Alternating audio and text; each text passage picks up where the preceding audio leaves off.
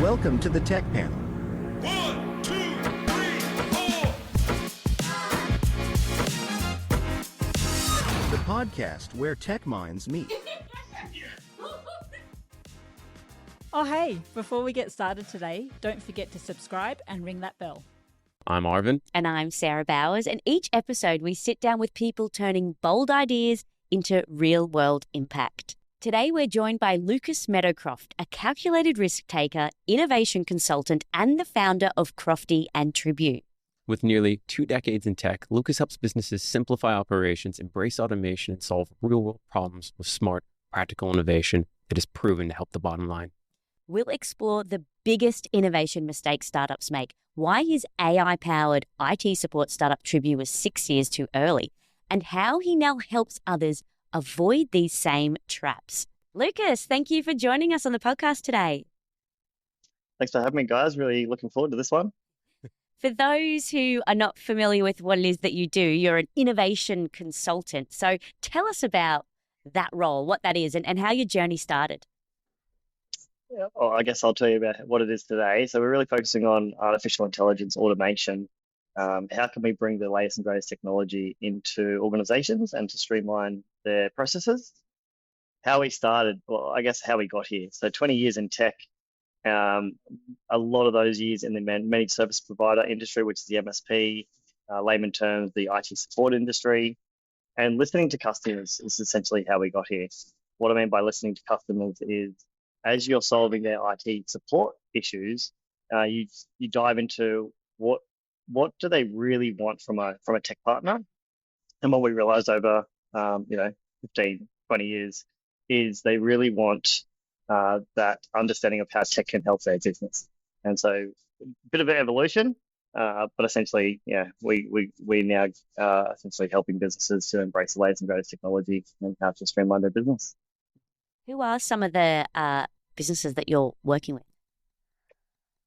Today, we're heavily in the construction and manufacturing industry, but we have also implemented tech into every industry you can probably think of, to be honest, like a lot of professional services, legal accounting firms, health providers, NDIS providers, aged care, home care services.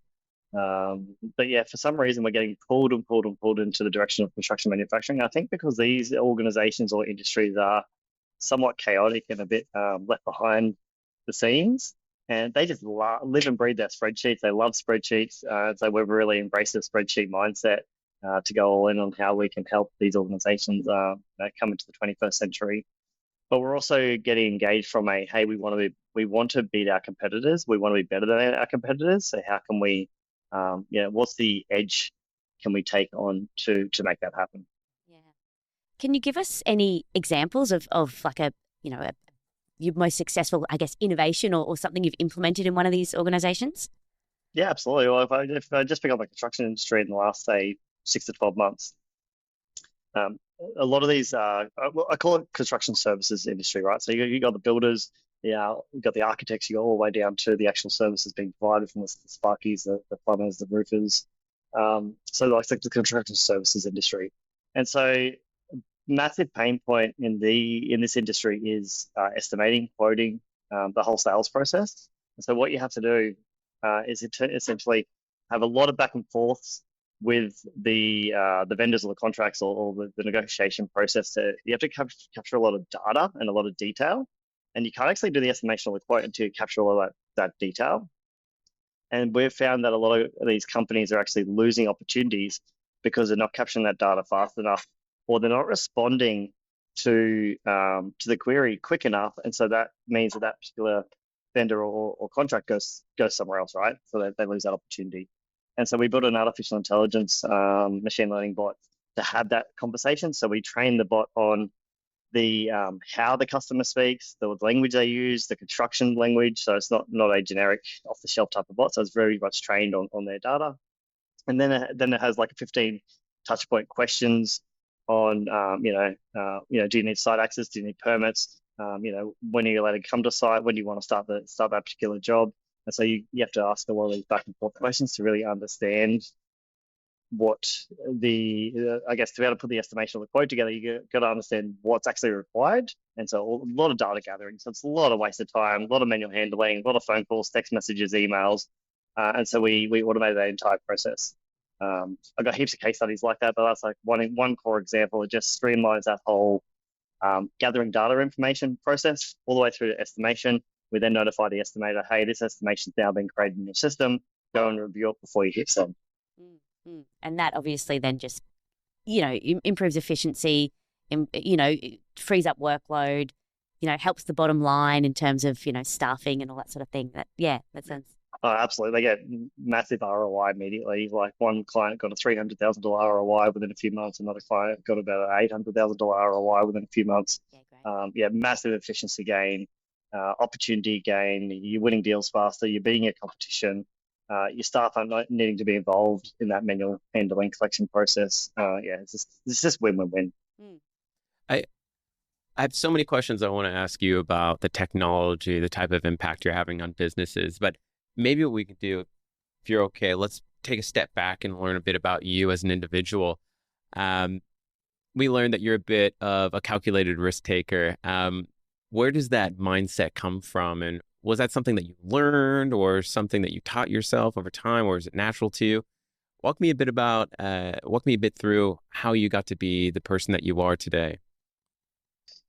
Yeah, I think very much similar to the journey, right? Which is listening to the customer. And what I was learning through the IT support world is when you're on site, listening to the customers, listening to understanding their pain points, all they all kept complaining about was software implementations going wrong and technology implementations going wrong. And as you keep listening to this and you're like, why? It can't be that hard. Like, why is this? What's so hard about doing a software implementation, right? So this is like my naivety many, many moons ago. But in that process of learning that, you realize that all the customer wants is certainty of the outcome. Mm-hmm.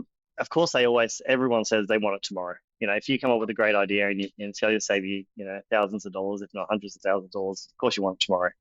But you need to be realistic. Building the technology we're building today takes weeks, if not months, sometimes years. And so you need to be really have that realistic mindset and the open and honest conversation that we can generate the 1 million or 2 million ROI for your business, absolutely. But it's a 12-month journey or it's a 2-year journey. And so you want to be able to just have that ROI conversation up front and the realistic conversation up front. And so from a calculated, I guess, risk mitigation mindset, it's that open communication with the client from listening to all the pain that they've all been through over many, many years of poor implementations of technology. That's obviously got to be a bit of a tricky conversation having with someone. Yes, we can make you $1 million or $2 million in ARR, but you've got to wait a year or longer. What's the process? How does that conversation go with you and your business partners when you're trying to convince someone of the greatness that you can unlock for their company, but you've got to take them along on that journey, like you said, and get them to realize that this is not going to be something you can flick a switch and see overnight. What's that journey like for the average customer? Yeah, it's because the AI buzzword's been around for a few years now. We've been in artificial intelligence since 2018. And so we're in the midst of, it took years to build one model, where now you can build a model, within a few weeks or a few months. And so technology's moved really, really fast, like forward in an amazing scenario. But humans, us as human beings, we haven't understood what that means in the general public. And so to answer your question, it's like we're in the education phase. And so we have to educate customers, educate business owners, educate leaders on what this means. Because AI is this buzzword that everyone's talking about, it doesn't actually mean much to yourself personally until you understand the use cases and what that use case acts or looks like internally. And so we typically call it a quick win versus a long-term opportunity. A quick win is, can we have something implemented in your business for the next 3 months? And that ROI should be a few $100,000. That's a quick win. Versus, so while you're doing that, you're then working behind the scenes on the longer term opportunities, which is 6 months, 12 months, 18 months time. And so if you do a lot of smaller quick wins, you can get a pretty big bang for buck from an ROI perspective, while behind the scenes, it's the foundation's being built. It's kind of like building the plane as you take off, and so you can kind of have that methodology throughout the journey. But it's 100%. It's taking the customer on the journey. It's educating them every step of the process, and just being realistic and honest throughout the journey. You mentioned there, obviously, AI is the buzzword at the moment. And obviously you've worked in this space for a while. What do you think, what trend actually has teeth? Like, what do you think is something that AI can achieve in the industry that you're in that is being underutilized at the moment, or what are you genuinely excited about? Twofold. We talk about underutilized or overutilized, and the word AI, right? So AI is the decision-making component. This is where we make a decision with our mind or with our gut. And so we make 10,000 decisions a day. You just don't realize it. We take that decision process and we turn that into an algorithm. And so that algorithm is what we do for staff members. And this is what people don't realize is this combination of AI, automation, and BPM, business process management. So when you dive into a staff member and into their role, into their department, and you analyze all their processes, and so physically get into the weeds and understand what they do and how they do it, that BPM process, once you understand that workflow, you then put an AI automation hat on and go, well, what steps of the process can we literally remove completely? And you never have to do that administrative task again. And so we typically say to business owners, leaders, and staff, what do you love doing? There are a lot of people that have been in their jobs for 30 years and they actually can't answer that, but it's really good as a conversation starter. What do you actually love doing in your role, and what frustrates you? And if you come to work next Monday and you never have to deal with those frustrations ever again, how would that make you feel? So those frustrations, they're not there. How does that physically make you feel? And so the underutilization is removing these mundane tasks so we can actually provide genuine job satisfaction. People don't just have to go to work for the sake of going to work to get a paycheck. They can go to work because they love doing what they love doing, and that's why they're there in the first place. And that's what I think is 100% underutilized or not spoken about. Yeah, it's interesting you frame it that way rather than, obviously the fear of AI taking people's jobs. You're more saying, use AI to give yourself better job satisfaction, and then more satisfied workers can work better and utilize their skills in other areas of the business and growth and all of that sort of thing. Don't get me wrong, there are definitely roles that are going to be 100% replaced. Any admin role that exists by the end of this calendar year, I'll be super surprised. Admin is 100% gone. If you're an EA, focus on the value you add to a business. Don't focus on the administrative work that you do from an EA perspective. Like there are roles that will be replaced, but majority, 98% of roles that already exist today will still exist if you as a human upskill yourself to embrace AI, go on this journey, and you're the expert that's adding the value to the AI piece, right? So people think that AI is this robotic machine that would just go off and do everything on its own. Yep. It's driven by humans still. 5 years from now, 10 years from now, a whole different conversation. But today, we're talking about how can the human be the expert and drive the technology to actually then solve the problems that they actually don't want to do in the first place. I couldn't agree more. I absolutely see AI as a force multiplier, not a replacement for anyone's decision-making skills. At the end of the day, you still got to have the skills to understand what the problem is. And if AI even recommends something to you, you've got to know how to interpret those results and make sure that it's going to be something that you should be saying elsewhere. I definitely have seen on a few occasions, sure all of us can relate to this, you've seen an email come through and you just notice you did not read what you just put into this email. You just put something in AI and sent it across to me. It could be quite embarrassing for a lot of people. So you're right. It's definitely not going to replace any of these things. And I think if anything, it's definitely going to expose a lot of people's inadequacies along the way as well. You still, as you We're said, already you still seeing need it. that You've got, human in power first. ChatGPT at the very end of your conversation, there's always this disclaimer of, what the next steps are. Can I add value? Can I do whatever? We're actually seeing a lot of people copying, pasting, and forgetting to remove that piece. And so when they send the email to the person, it's like they can easily tell it's definitely directly from ChatGPT. There's no edits, there's no changes, there's no nothing. Oh, Okay, you it's gotta got die like the inside. model. It's got like the copy and paste of that. You're using model 4.0. Could you imagine? Oh God! But yeah, I love that. Yeah, what you're doing in there is you're deep diving into that role of that business first, analyzing that, figuring out all of the processes. You need that human sort of analysis to start with, and then you work with it. What I found interesting when I was reading a little bit about you, Luke, was that you had a business years ago in AI, but it failed. You said you're a bit too early. Can you tell us a little bit about that business? We always like listening to stories of failure, because from failure you learn and you grow, and then you use those learnings in your new business. So tell us about that failed business and what you learned. Absolutely. And this is why we're targeting administrative roles right now and administrative tasks in businesses, because it's not as fearful. So the reason our business failed, and a bit of background, so Tribu was the name of the company, an artificial intelligence platform for IT support. We were in the IT support space for many years. The biggest challenge that we had in our business, and we had 20-ish staff, was when a ticket comes into a help desk. So just to give context to how IT support companies work, when you submit a help desk ticket from your organization to an IT company, that comes into a ticketing system. There's usually 20, 30, 40 sitting in a queue. And then someone, a physical human, has to sit there, read through every single ticket, and then calculate and make a decision after they read all that information, what the job's about, interpret or understand what the human's even saying. Because some emails come back in with one word, some come in with massive long paragraphs from staff members. So reading that, understanding it, prioritizing it, who's more important over the other person, and then putting it to the right engineer to solve it with the right skill set. That's very manual. It hasn't changed, still hasn't changed today. So to solve that, we solved it for ourselves first. So we built a machine learning, deep learning bot.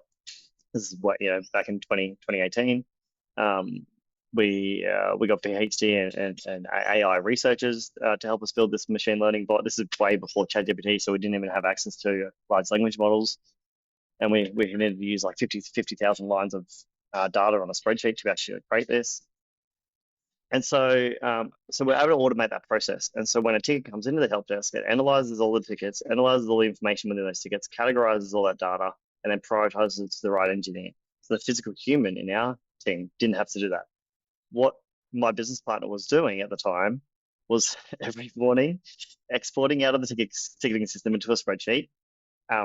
He had calculated numbers like a maths algorithm, calculated like percentages and numbers towards all the different categories, and then putting it into the right format, and then giving it to the right engineer to say, hey, today you just have to work on this, this, this, and this, and this is your priority to work on it. Very time consuming, right?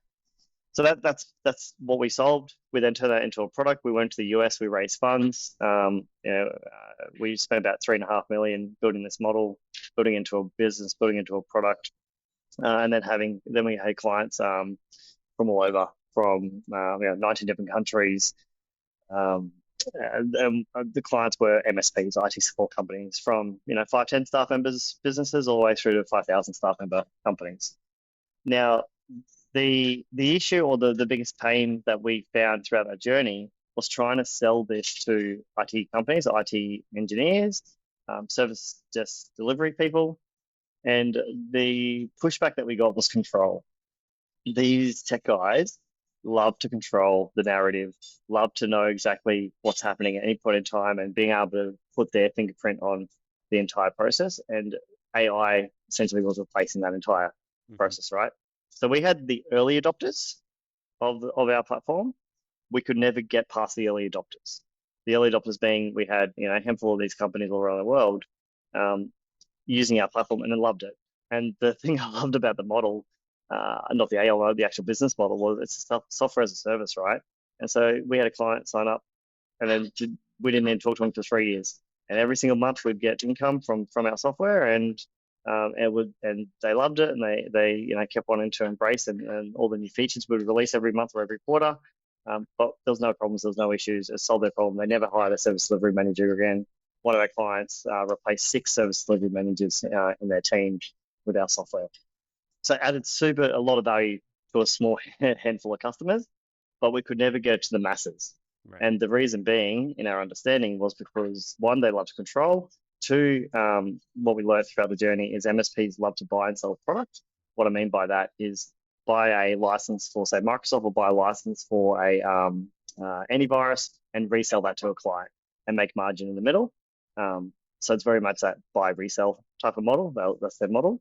But looking at their business internally and looking at putting efficiency internally was not the core aspect, right?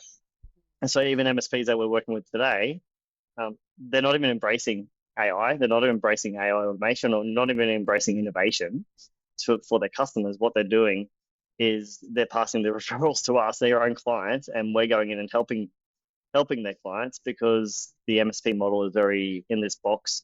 We provide IT support services. We don't do anything outside of that. So unfortunately, we had to close down. One of those lessons learned throughout the journey, finding product to market fit, make sure your audience is the right audience before putting heart, sweat, and tears into building a business for many years. That, I guess, were you just too early, do you think, or you said now that even now they're not adopting it? They wouldn't adopt it now if you rolled it out or you made those sales calls. They just wouldn't. Definitely too early. Twofold. Too early on the basis of too early and not the right target market. But I say that, and we've now worked in probably 20 different industries, and every industry is the same. Every industry is still figuring out what the hell this AI thing is, right? So definitely too early. But we also didn't have the marketing budget to create new categories. So through the investor journey and when we got to the end of raising another round of capital before we decided to close, it was like we need to raise $10 million just to go towards marketing, to educate, because we created a whole new category that didn't exist. And investors weren't willing to spend the money. They said, wait for someone else to do it. Fast forward, end of 2022, and ChatGPT launches, and that creates the marketing. But still, fast forward to today, 2.5 years later, and MSPs are only just starting to embrace it. Businesses in general are just starting to embrace it now, 2.5 years later, and they're spending. And ChatGPT, OpenAI is spending $3 million a day. They've dropped it down to they're spending $700,000 a day now. It's a lot of capital to educate the market. Absolutely. What did you learn from that you brought into Crofti? Keep it simple. This has been a repetition of mine, which I'm slowly learning, is I'm always too early. And so you need to focus on what my partner talks about all the time, Amy. She's always says, boring is profitable. And so you need to keep it simple. You need to talk about what does the market, what does the customer need and want today? Not in 3 years, not in 5 years, not in 10 years from now. What do they need today? And so keep it very simple. And that's why we're focused on administrative tasks. It's not fearful. No one wants to do admin. Not one person's told me in the 1,000 people I've spoken to, no one's told me in the last 12, 18 months that they love doing admin work. And so just communicating and targeting what the consumer wants at that period of time. So as you say, there's great marketing around, using technology to get rid of admin tasks and those menial tasks and that sort of thing that's already done for you. You don't have to spend money on marketing that. There's a need, there's a want. Do that right now. Don't have your product that is going to solve the problem that's going to arise in 2 years' time that you probably know what it is and you want to, in your heart, you're like, I want to market this because I know that's going to fix their problems, but it's going to be harder to sell. Yeah, that's interesting. Especially as a micro business owner, right? Like, us, we're also small business owners. We don't have the budgets of an Amazon or a Microsoft or a Google to educate markets. And if we did, then it'd be a totally different story. But you need, tens of millions of dollars to do that. It's got to be.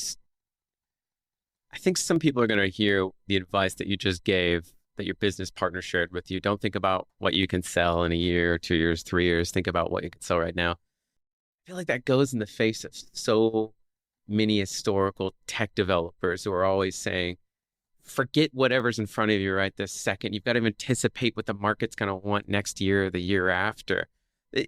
I feel like this is just that catch-22 of running a business. You're constantly being pulled in different directions of like what people are recommending what you should do. And I think that the key takeaway here is that it really just depends on the model and what it is, the type of service that you're going to be offering your customer. I think the unique thing that AI presents for you is that the technology is there. you're just building on top of that tech stack so the user can leverage that immediately, right? That's something that you can rapidly release and start providing immediate value on. I got to say, though, how do you grapple with that being with a business partner? Do you think you fall into that historical bucket of, I want to be building for tomorrow or the day after that or the day after that? Yeah, and how do you future-proof your business as well, not just Absolutely. focusing too much on the present? We have this internal argument all the time with ourselves personally, right? So myself, Dean, and Amy, and so Amy's very much, focus on boring is profitable, which I've after 10 years getting my grips on that. Versus Dean and myself are very much like, but this is like, why would customers even want this type of thing? It's like this is like this technology 3 years ago. What like it's It's too simple. it's It's boring. it's a catch-22 scenario. What I'm realizing though, and I'm getting a lot better at and understanding, is when I'm doing a lot of AI speaking gigs, a lot of workshops, AI workshops, and presenting real use cases using physically what we've built inside businesses and showing people exactly how this technology can be used today, but also then giving a glimpse of the latest technology, right? And so one of the latest, greatest technologies that are out there now is using our mobile phones, our devices. These cameras are amazing, and we can use not just voice, but also video and photography, and do live capture on sites, in warehouses, doing stock control, having conversations, having guardrails, having compliance checks, all instantly.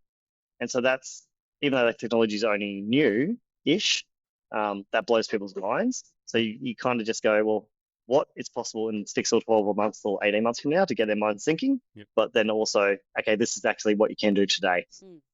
And I guess, does that just build trust with, in you and your company when you're going to them? You're saying, I can solve your problem today. You'll get ROI in a couple of months' time. And then, you can stick with us and we can continue holding your hand throughout the whole journey as technology develops so quickly as it is doing at the moment. And you kind of future-proof your business by saying, trust us, because we can fix it right now, but we can also fix it in the future. I'll give you a live case study. I just literally met with a potential new client yesterday. Call center, so cold calling, and essentially they get a database of say 60,000 people. They can cold call those 60,000 people, and they got a team of anywhere between 15 to 60 at any given time making those phone calls. And so they came to me to say, hey, the back end administration task of the database, the contacts, keeping them updated, knowing who to call, when to call, the times they should be calling, that's really clunky, and that's what we want to solve. And then halfway through the conversation, after understanding how their cold calling environment works, I was like, why are you using people? Like, we can use technology to make those cold calls, and I can make it sound like whoever you want to sound like in your business today. It's not clunky. It's built on your data. I think a lot of people are getting jaded. Side note here, of when you hear AI voice or AI bots or whatever they might be, they're very much off the shelf generic. It's actually not built on their data set. But when you build it on your data set, it has your knowledge base, it has your information, it knows who you are, it speaks like you, it acts like you. That's completely opposite of what you probably see out there in the market today. And so I said to him, we're talking about solving all these problems for your staff members, but what if you didn't have any staff making phone calls? And it's hard to comprehend. What did they end up doing? Focusing on their internal staff members first. It's too scary. It's too fearful. Us humans, we're not there yet. You touched on this exactly before as well with Tribu. Yeah, Tribu. Tribu. Depends on which part of the world you're in. Tribu. It means family in Philippines, because we had a massive Philippines team at that time. Oh, cool. Wish I knew that. That's pretty cool. But I feel like this is the same exact thing happening over again. Like, you were trying to sell these MSPs, and I'm thinking about it now, like, having worked with MSPs for years, those are absolutely the people where you would have snatched the jobs right from underneath them. They would have saw your tech and been like, this is going to ruin my job. But to the point of, you said you're working with a lot of construction companies or manufacturing companies, and they live and breathe in spreadsheets. How are you helping them embrace technology like this? It would have to be so, I don't know, mind-blowing for someone explaining that you can move away from all these spreadsheets, which pretty much give them the only comfort that they have in their lives, as I'm sure can relate to now. Control The as well. control, Yeah. this is it. This is everything that they do in their life. That if anything's wrong in it, their whole lives crumble. How are you introducing something like AI that's so new and revolutionary? What do you say to these people to get them to come along on that journey with you? We tell them that we're not replacing their spreadsheets. Because at the end of the day, we're not replacing their spreadsheets today. Mm-hmm. What we're finding is that's their entire world, right? Excel's not dying anytime soon. There was an article released about 12 months ago of Microsoft saying we're going to remove the Microsoft Office programs once AI is fully released in about 2 years from now, and that didn't go down too well. 2 years. People just love Excel too much. What am I going to do with my Excel date nights? And so we're focusing on everything around what they do in their role. And so typically most, let's say engineers or anyone using a lot of these spreadsheets, they do a lot of reporting. Yep. They do a lot of data analysis, and they pull all this information from their spreadsheet in multiple different spreadsheets with hundreds of tabs in some of them. Sometimes their computers can't even run to keep up with their spreadsheets. We pull that data around to an AI model. We do analysis around it, and we automatically create reports. So if you got to do a mid-month report or a compliance report, or you got to do a ad hoc change report or whatever it might be in your particular role, that reporting function usually takes hours, if not days. Yep. Some of these people spend days to write a report every month. So we start there. We keep it simple. We say, keep using your spreadsheet. We'll do the rest. For this one construction services company down in Melbourne, they would install these HVAC devices in buildings. The field guys would be on site. The installation gets done. They take a photo. They fill out this really technical spreadsheet, and then they would take that back to head office, and they'd have to write up a report, and then send the report to a client. We didn't change the spreadsheet technical writing aspect or the taking a photo aspect. We kept it the same. Don't want to change the field workers, the way they do things. Don't disrupt their life too much. But as soon as the spreadsheet got filled out on site and the photo got taken, we collect that data immediately and automatically generate and write the report for them. And some of these reports were sitting on people's desks for weeks and months before they were being written, right? Massive backlog, cash flow constraints, everything you can think of in a business. So you just got to do it in a way that doesn't affect the individual person, but still adds value to the business, still adds value in a way that makes sense. Get them comfortable, because everyone's got to trust it and believe it. And then we're looking going back in a few months now, and then replacing that spreadsheet with an app, with a mobile app, to capture the data a bit more efficiently, a bit easier. But it's a stepping stone process. It's not a big bang approach. And so it's always just very customer centric. It's very much about the specific needs of that customer. And even as you said, you can fix it all right now, but it's more of that hand holding, because that customer loves a spreadsheet, and we will phase this to that customer's expectations. Which, as you can imagine, can frustrate our team sometimes. So they're like, why are they doing it this way? How old school? We're here to fix it. No, No, we just have to. Yeah. Is that also, I guess, why you've positioned yourself as innovation advisors? Because the word innovation is a little bit more, I guess, palatable or approachable than, tech or any other sort of way of describing what you do when you go into a business. Innovation seems, oh, that's great. We all like innovation. It's a bit less scary. Doesn't sound like it carries implementation with it. Yeah. Yes, in essence. We started the business as an innovation consulting business 11 years ago. That was scary to a lot of companies when we were talking about innovation back then. And so what we're doing today is literally no difference to what we were doing 11 years ago. We're just using the latest technology. But now companies are wanting to innovate 11 years later. And so the word innovation to them now is not scary, because AI is scary. There's something else to be scared about. And so innovation, the softness of the word innovation has got less and less and less. Yep. And I was on site yesterday at a construction company up on the sunny coast, and they were all talking about, we really want to embrace innovation, which 10 years ago, 5 years ago, you'd never hear that in a group of 10, 15 leadership team. You just wouldn't hear it. And so now they're talking about it. They're not talking about AI. They're talking about innovation. Yeah, because again, it is that softer word. I find that as definitely like a softer, less scary word than something like efficiency advisor, because that's almost what it is. You're just making things more efficient, correct? But efficiency sounds scary to people. Oh gosh, there's an efficiency advisor coming into the office where our jobs are gone. Yeah. Do you know, that's like Gonna put a spotlight on what I'm doing badly. Yeah. People get very scared of this. You've obviously put a lot of thought into what holds businesses back, fear, timing, risk. I hope you don't mind, but I'd like to flip the lens for a moment and get to know a little bit about what scares you the most when it comes to running a business. Is it like the tech that you're introducing into the market? Is it the market itself, or is it the people? What are the big things that you worry about when running a business? Yeah, I don't know if the word scary comes into it, but what frustrates me is we're playing in a market that's not really ready. Mm-hmm. And so we can't scale as fast as we want to scale because we have to go along with the times. And as an innovation mindset personality, it does frustrate you, to be honest. But you need to remove yourself from that and go, well, actually, so you remove yourself from the business and go, what does the business need and what does the business require? Not what does Lucas Meadowcroft require. And so you need to put your lens on the business needs to provide these services, everything we just discussed, which is that very touchy-feely, hand-holding, slow process versus, no, we want to move fast and we want to disrupt and shake shit up type of stuff. And so you've got this pull and push scenario.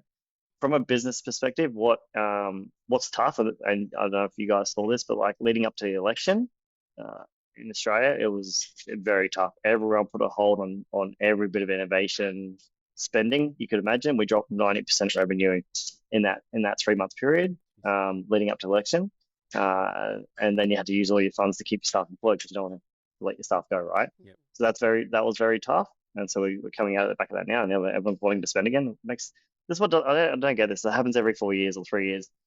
Nothing changes. Yeah, it's not going to be an immediate overnight change. I guess maybe because Trump's in power in the US and it's been such big shifts that they're like, is this going to happen over here in Australia? So I don't know. Maybe that's the fear. Yeah, they're definitely a fearful point of view. Yes, that was very frustrating. That definitely keeps you up at night, going, what the hell? We go, how can we, bring on clients and bring in some income because we need to still keep our staff employed. We don't want to let them go. You just spend all this time and effort building your team up. You guys have probably been there, done that before. The other thing that's very, I'm talking about the hardship here, and then we can move on to your next question. But essentially, we're a projects company. So what I loved, so in IT support, MSP, we had recurring revenue coming in every single month. That recurring revenue would essentially pay for our overheads, right? Then projects would be profit on top. In Tribu, we had income coming in every single month from customers, recurring revenue. In Crofti, I'm calling it Crofti version 2, which is the AI automation innovation consulting, we're projects. We don't have any recurring revenue. So if we don't bring projects in, we have no income. And so I've been thinking about this a lot in the last 12, 18 months. I haven't got an answer for this. So if you guys have the solution, I'd love to hear it. But having some sort of recurring revenue business model that clients can buy into will help both us and also the client at the same time while you still do the big projects. So that's something I definitely want to solve. But then when you think about that, you're thinking back to what you had previously, and then it didn't always work out that well either. So is it more the project base is the best way to go because it's so specific for those clients and you're keeping those clients? Yeah, it's such a juggle, right? It's definitely great for the clients. It's fixed price projects. They know exactly what they're getting, what the outcome is. It's just not good as a business. Yeah, it's really hard to scale a consulting business. Yeah. And I love that you're being so open and honest with us about these struggles because anyone listening would be having very similar things, and it's so hard to know which direction to go in, and those struggles are you need to have those struggles to kind of think differently about the business as well and evolve. And as you said, it's frustrating not being able to scale, up at the speed you want to do. And there'd be a lot of people out there thinking the same sort of thing. when it comes to moving the needle, what does moving the needle, I guess, mean to you? And is there, I guess, any pieces of advice for actually moving the needle? Yeah, I'm slowly starting to see that happen now. Being out there, actively being out there, doing a lot of speaking gigs, is customers seeking you out and customers buying from you or pestering you to buy from you rather than you out there trying to sell to a customer. So flipping that conversation around. And I'm starting to see that now. Thank God the election's over, but like it's been like 18 months of like hitting the road. I've done probably close to 30 AI speaking gigs now, presented in front of thousands of people. And so I'm starting to see that turn with potential business owners and customers seeking you out, not the other way around. So I think that's definitely moving the needle from that front. And yeah, we personally just really want to scale. We want to help as many business owners as possible to not go into bankruptcy, which is what we're seeing. Like the insolvency rates is insane. The baby boomers, the kids are not wanting to take over the companies. The baby boomers don't have the IP or the business set up in the structured way that they can even sell their business. What they think they can get $1 million for is probably worth $50,000. And so there's this next 5-year opportunity to help these organizations to get their structure right, to be able to sell, to have income, to be able to retire, and to not see these companies go down. So you probably got the baby boomer generation, and you also got the new generation who just really want to shake up the industry and dominate in their industry, which is the ones that we're working with. We're seeing the ones that are seeking us out right now are the early adopters, wanting to go national or international, wanting to scale, and wanting to essentially shake the industry up. That's so interesting. We really talk to people who have such a strong insight into that shift from, like you said, all of these people that are getting phased out, aging out, retiring, and being taken over by their kids. Am I right in interpreting that you're saying a lot of these younger family members are taking over the business, and those are the people that you're dealing with right now? Some. What we're actually seeing is a lot of the kids are not wanting to take over their family business. And so what does the family business do when they're, and you would think 65 years old, 70 years old, maybe retirement. It's now 85 years old because the kids are not wanting to take over the company. And so what do the people do? They've been running the company for 34 years. They literally work it until they die, which is really sad. Yeah. And then, we're even working with business owners that are in that state. And it's like, well, the wife or the husband, whoever's running the company, the opposite is like, let's go on a holiday for 3 months. We can't, because if I'm not there, we don't have income.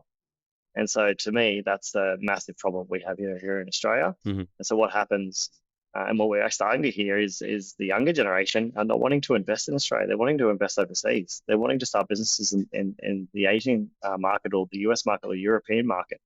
And so that means, what does that mean to the Australian business community in the next 10 years from now? So I don't have the answers to that, but I just would love to be a part of how do we solve it. Yeah, that's interesting. And do you think you will be able to solve that, like in a couple of years' time? Do you think you've got some ideas already that can help? But we've got the infrastructure, we've got the foundation of this innovation consulting business ready to scale now. We've also set up an investment to start investing into businesses. So when we do see these baby boom organizations that we know we can turn around within 6 months to 12 months and scale a business without them being involved, we're ready to start that process now. We just don't have, because we just essentially lost everything in the Tribu close down. We just need to get the capital on board. And so bring on some investors to come along with the journey with that. But we've got the foundation, the infrastructure ready to go. So if there is any baby boomers out there listening and they're wanting to retire in the next 2 to 3 years, then they're the ones we definitely want to talk to. And you would be, in terms of that arm of the business, you would be buying the business or getting a pool of investors in to take it over and bring it back to be profitable again and thriving? Yeah, absolutely. Yeah, until we get to the point that we can invest our own capital. So we'll take a 20% stake in the business. We'll invest all our time and effort from our technology, artificial intelligence, automation. Bring like kind of bring the company back down to a solid foundation, whether it be human involvement, and they invest the capital investment to bring on leadership team and bring on the right staff members. A lot of these companies they're still running on a shoestring budget, $80,000 wages or $100,000 wages. But you need to bring on C-level suite that you probably have to have $500,000 budgets in there to bring on a good C-level suite, right, to be able to run the company properly. So it's just having that budget and the infrastructure ready to go. But we'll definitely take that component of the AI because we just know how much we can automate in the company. You don't need all these resources sitting around doing nothing or doing how they've always done it. Yeah. In terms of, I guess, some of these businesses that you've seen, do you have any advice overall for, I guess, actually moving the needle in a business? So is it more mindset, team? Is it tech? Is it sales? What is your advice for moving the needle in a lot of the businesses that you work with? All of the above. The bringing the staff on the journey. That's the number one thing that we're seeing people not do. We're not a change management consultant, but we do partner with change managers. We say you need to bring your staff on the journey from a mindset point of view, because if you don't, one, they'll leave, and two, your culture will go from amazing to shit within 3 to 6 months, and you don't want that. I believe you probably don't want that, and so you got to embrace. You don't want to be what a lot of companies and business owners are telling us, which is just put it in place, make it happen, rip the band-aid off, and we'll just deal with the after effect. I don't think that's the right approach. I think the approach is have the open conversation with your team, talk about what they love doing, really get into the nitty-gritty. You might not be aware of this, and I haven't really publicly spoken about this before, but when we do our interview process and we interview each individual staff member in a company, to really understand their process, what can happen and has happened a lot over the years, they just start bawling their eyes out. They just start crying because they're being heard. And a lot of staff members in businesses that have been there for a long time just have not been heard. They have not had that conversation around, what they love doing, what they don't like doing. And so that just that openness from a culture point of view, if you could just start that conversation today, and if there's anything you can take away from this conversation, is talk to your staff. Yeah, just physically ask them what they love doing in their role in the company and what they don't like doing, and just take note, and then actually have action off the back of that. Don't just have a conversation for the sake of having a conversation, because if you can get that right, you can get that conversation starting now, and that happening, then when it comes to implementing the technology, the change will be so much easier and your pain will just not be there. Yeah. And then you can, I guess, get the best out of your staff to I guess, improve the business in so many different ways as well, and taking those admin tasks off and as you're saying, all that sort of stuff. Yeah. I'm so amazed that you've got that insight into, interviewing people and they break down and they just love being heard.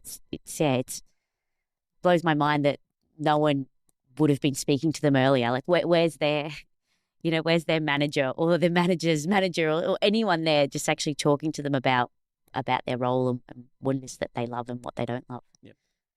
I guess that's the trap that a lot of businesses fall into, obviously, is just the day-to-day, just get through it, the churn and burn, and they don't actually check in. The light's always there. I'm mindful some people hear what you just said, just take them along on the journey, and they'll just be wondering to themselves, like, how much should I be talking to my staff about? Can you be a bit more specific, especially for these people that are new starting a business right now? They'll hear that and think, like, how far should I take this? Maybe expand a bit more on, like, what has been successful for you and what are the types of things that you share with your staff? I'll answer the first question first, which is around if you're starting a new business, the only thing you should be thinking about is being an AI first company. Don't think about hiring your first staff member until you think about what technology can I implement and what automation can I put in place before I hire that first staff member. We did an AI first project for a new startup, and we set out in such a way that they never had to hire anyone except for salespeople. And then they turned around a few months later and said, "Yeah, I've just hired an office manager." And we said, "Why?" And they said, "We were lonely. I need to talk to someone."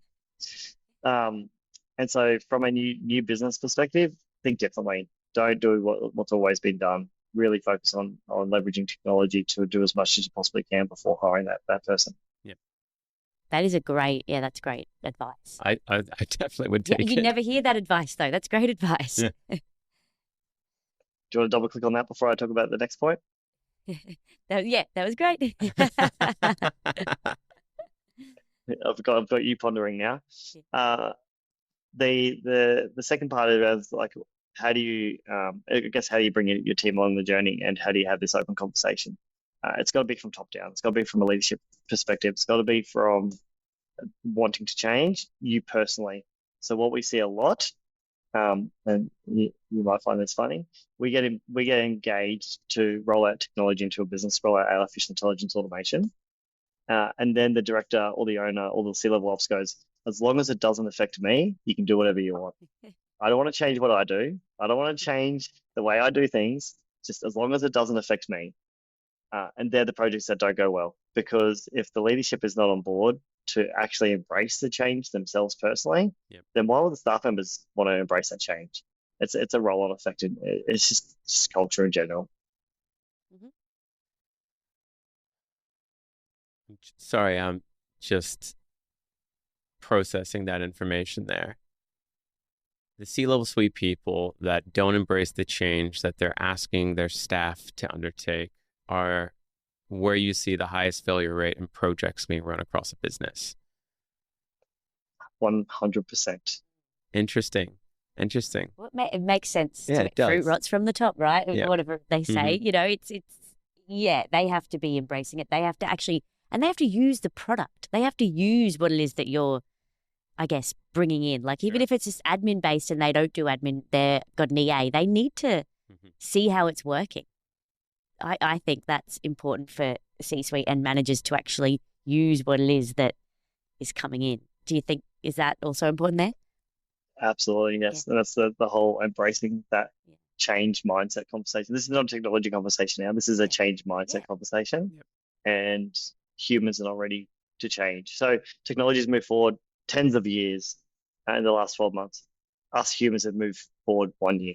And so there's this massive gap between where we are and where technology is. And so we need to try to, bridge that gap. Yep. And that's where people like you come in to help, because naturally we wouldn't be moving, we wouldn't be innovating, or, we wouldn't be adopting it. And it's too hard, it's too scary. And you need people like you to come in. It's brilliant. Is there any other advice or anything else that you want to share that you haven't touched on? I think we've covered a lot of topics, to be honest. Yeah.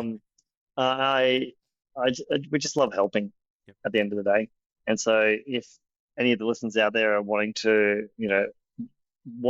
to embrace change and technology in their organization, but don't know where to start or how to start, that's where we can definitely get involved and help. But I just want to see the whole business community just really embrace technology and where it's at today and what the opportunity is for their organization long term. Brilliant. I love it. Thank you, Lucas. That has been a really, really informative chat.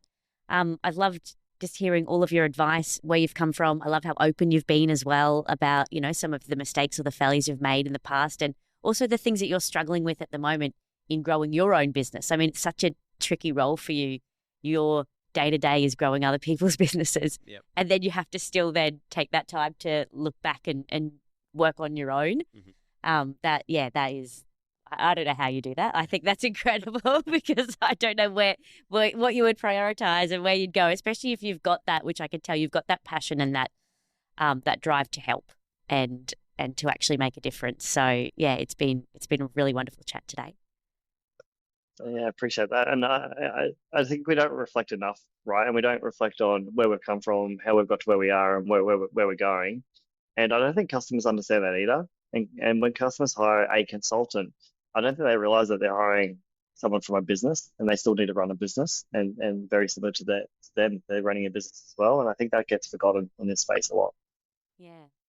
That's true. Fascinating. It's been beautiful. Arvin, do you have any last questions? We do have a recurring question that we always like to ask our guests. I feel like I have an idea of what you would say here, but I'm open to being surprised. But We always like to ask our guests, is there any piece of technology that you use day to day that you feel you can't live without, or you would strongly recommend to anyone, especially if they're going to be running a business or starting one? I'll give you a few, but if you haven't already embraced the Teams workspace of ChatGPT, then you're already 2.5 years behind. Teams workspace in Teams ChatGPT. workspace in ChatGPT. So every project conversation scenario that you're doing inside your business goes across many, many threads and then combines all the data together to then essentially give you 30%, 40% of your day back immediately within a few weeks. So that when that went offline, let's say 2 to 3 months ago, there was a massive outage. That went offline for an entire day. I did not know how to operate my day anymore. It was such a weird feeling because I heavily when you ask in the audience or when you're talking and say how often do you use ChatGPT or Gemini or any of these other large language models, people go, oh, once a day, once a week. Like it's still very like that. I must use it every hour on the hour for the entire day. Mhm. And so when it was offline for one day, man, that was crazy. The other ones that I'm heavily getting involved in is video creation, voice creation, how to replicate yourself as a digital twin. So I've been using HeyGen. Happy for you to post these in the show notes. I can give you my referral link. So HeyGen's from the US. They've been around for nearly 2 years now. They've raised millions and millions of dollars. And this is to replicate yourself and replicate anything that you do within your organization from a visual perspective, having a conversation. And so we do a lot of onboarding videos, offboarding videos, onboarding customers, onboarding vendors, anything that you want to replicate, SOPs, procedures, policies, anything that you do twice and you need to explain something twice to a staff member or to a customer, you just create a video. It doesn't have to be you. Obviously, I use it for myself as a digital twin, but there's 10,000 actors that you can choose from to use. And so once you integrate that into your workflow, it's an absolute game changer inside organizations. So yeah, I live and breathe that, and also ChatGPT. Interesting. Brilliant. I've got both of those open right now, the HeyGen one in particular. I'd be curious to see how you do that with doing a demo at the same exact time, how it works simultaneously. But it's definitely interesting trying to get an avatar to take over the space of having you speaking about something. I feel like maybe Yeah. one day we'll get you back on here and your avatar can be the interviewee, so we could see if how Could you imagine? how Lucas 2.0 goes. I get that actually quite a lot, even literally yesterday afternoon. So because I present a lot and I use these examples, and I'll share one with you after this. You can put in the show notes as well. Then I hop on a Teams call and I go, "Is it really you? Yeah. or is this your digital twin?" And we're not quite there yet. There is some new technology. I haven't tested it just yet. It's been released to physically replace you inside Teams meeting. I haven't tested that just yet. You'd have to build a fair bit of data set to make that come to reality. But that's where it's headed. I won't tell the people that live on my street about that because I live in a surfing town, and any day there's good surf, no one goes to work. They all just get on their e-bikes with their surfboards and they cruise on down. And I can just imagine them all on their avatar. Seriously. Sarah, thank you so much. Surf is great today. I'm just chucking my avatar onto Teams and getting on down. What would happen if productivity increased, though? That's the real question. Yeah. They're actually better than. Yeah. It probably would be better, to be honest, because they'd just be sitting there thinking about the surf and try to rush through the meeting, and it would probably be much better and it would capture way more data. Yeah, good point. We digress, Lucas. That's why I'll Work-life digress balance. with two latest technologies that I can't wait to come into fruition. So recently, this last week, Visa MasterCard just announced their AI transactional bot. I'm not sure if you've seen this or not. No. So as we are building these AI agents and having agents do transactions for us online, booking flights, booking restaurants, whatever it might be, we now can do an integration with Visa and MasterCard and have the AI bot process our credit card, our virtual credit card, our AI generated credit card with real money to make the bookings for us. Which means we literally can have an EA or a PA replace that entire process. So I'm looking forward to that coming in the next few months. And the last one I'll leave you with is robots. Elon Musk announced that his I guess, group of robots that he's already been building will be available by the end of this calendar year, and prediction will be a minimum of 100,000 robots in society, physically doing your mowing your lawns, doing your housework, doing your cooking, your cleaning, whatever that might be. Because we can already buy these robots from China now. They're about $30,000. You can import them. You can then program them yourself. But this will be out of the box, already doing mundane tasks for you personally, which is pretty damn cool. By the end of the year, really? The end of this calendar year, yes. I'd never believe Elon's deadlines, ever. He's like, oh, the launch is coming now. You're like, yeah, it's not happening. He saved the astronaut. This is why he said only 100,000 and not 5 million or 10 million. Yeah, okay, good point. 100,000 is a smaller number. That's why. small enough. Oh, I love that. Yeah, that's what I need in my life, actually, to be honest. The cleaning bot. You have a robot. His name is Mikey. Yeah, that's my husband. It is him. Yeah. And I have a Well, then you cleaning can go lady surfing now all as day. well. But also, I still clean before the cleaning lady comes because I can't like, I can't ever walk into the chaos. I think she needs to have an efficiency conversation with you about things that you could do to Yeah, improve can your you help life. my life? Lucas, it's been an absolute pleasure having you on this show. I really appreciate all of your insights there. I've absolutely learned a few things today, as always, and we'd love to have you on the show next time to hear about what you've done with the company and how you've accelerated its growth. Amazing, guys. Thank you very much for having me. Really appreciate it. Hey. No worries. Thanks again, Lucas. Have a Talk to wonderful you one. soon. Catch ya. Bye. Megan, don't forget to subscribe and hit that bell, and we'll see you in the next episode. Thanks for tuning into the Tech Panel. If you like what you heard, make sure to subscribe on YouTube and follow us on TikTok, Instagram, Facebook, and LinkedIn to stay connected. A big thank you to our major sponsor, Codeworthy, for powering today's episode. And join us again on the next episode of the Tech Panel, where tech minds meet.